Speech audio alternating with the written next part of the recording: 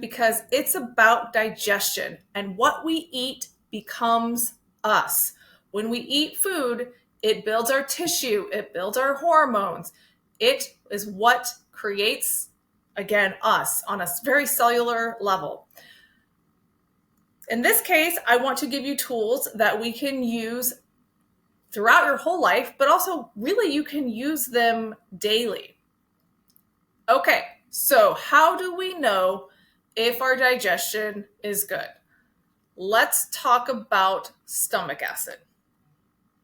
We chew our food, we have saliva that helps break down the enzymes, and then eventually it makes its way into our stomach. And why I want to talk about stomach acid is it's because it's a really common misconception about having too much stomach acid. People with issues like heartburn or GERD are often told, oh, you have too much stomach acid. And while occasionally that is the actual case, more often than not, it's because they don't have enough stomach acid. Wait, what? That sounds completely backwards, right? Let me explain. When we eat, our stomachs are supposed to fill up to a certain level with stomach acid. When they fill up to a certain level, it signals the esophageal sphincter to close. When there's not enough acid, it doesn't get that signal, so it doesn't close, and then the acid can seep back up.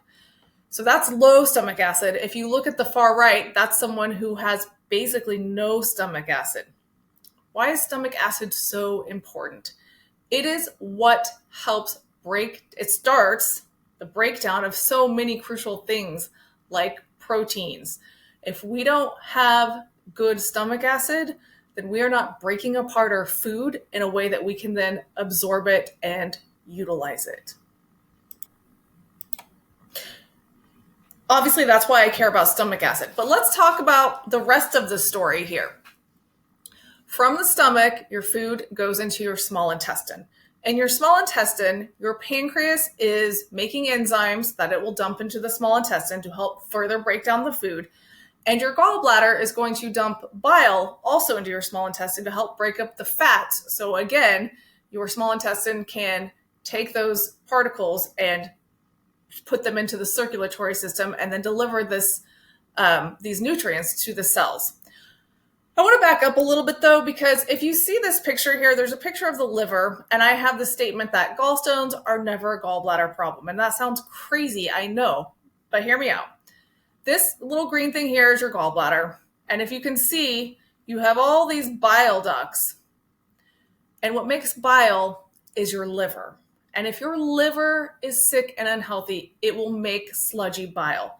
And sludgy bile will result in gallstones. So a gallbladder problem is never actually a gallbladder problem. It's a liver problem. They may cut out your gallbladder so you don't feel the pain, but you haven't addressed the problem of why is your liver making sludgy bile. I just think that's really important to take into consideration if you ever have any gallbladder issues. Start looking at the health of your liver. Okay, but I digress. So the bulk of your nutrients are broken down and absorbed in the small intestine. And you know what? I need to back up here because I want to talk about the stomach acid and the burping because that was on the first slide. So let's talk about the burping. This means if you're experiencing burps, even just little tiny baby burps that you may not have noticed before, that can actually be a sign of low stomach acid. Now, if you're experiencing burping because you drank a heavily carbonated beverage or you've been chewing gum, I'm not talking about that kind of burping. That is obviously from taking in the extra gas. But I'm talking about you eat and then you just have a little, and you would never have noticed it until I told you to start paying attention, because that's what happens with my clients. I ask, do you have little burps? Do you experience this? They almost always tell me no. And then about 50% of them come back to the next appointment and tell me, oh gosh, yes, I do experience that. So that's a little key indicator you can pay attention to on how your stomach acid is doing, on whether you're having those little burps or not.